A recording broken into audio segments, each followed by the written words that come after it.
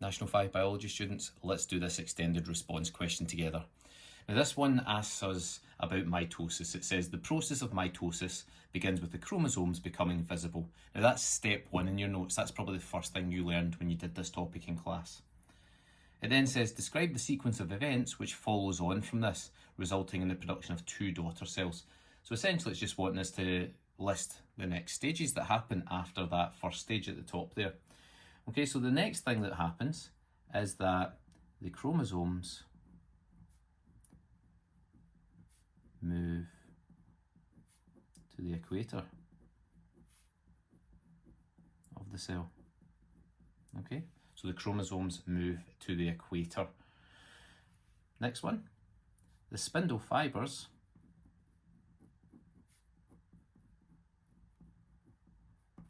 attach. Okay, you could also say the spindle fibers contract or shorten or pull, but spindle fibers attach is fine here.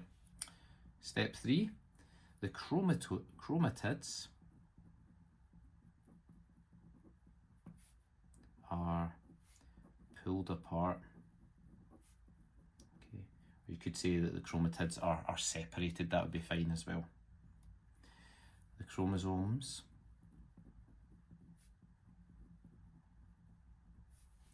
move to the poles of the cell. Okay, that's the opposite ends of the cell. You could also say the nuclear membranes form. Okay, they form around the separated chromosomes. Okay, and the last thing that you could say is that the cytoplasm divides. Okay, and that's the steps of mitosis from when the chromosomes become visible at the start through to the new cells, the new daughter cells forming at the end. Okay, and just to emphasize a couple of key words, we use both chromosomes and chromatids here, and if you remember from when you guys did this particular topic, this here is a chromosome. Okay, overall this is a chromosome.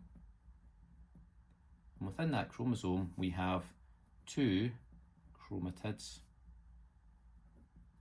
okay, which are that thing there and that thing there. Okay, these 2 things here are chromatids. And obviously when they get separated, okay, and they get pulled apart to opposite sides of the cell, each of those individual chromatids then becomes known as a chromosome. Okay, so actually you have a chromosome here and you have a chromosome here. All right, I know that's slightly tricky to get your head around, but the key thing is memorize your stages here and understand that when the 2 chromatids are together, that forms a chromosome, and when the chromatids have been pulled apart, each individual chromatid becomes a chromosome. Hope that helps, folks. Catch you in the next one.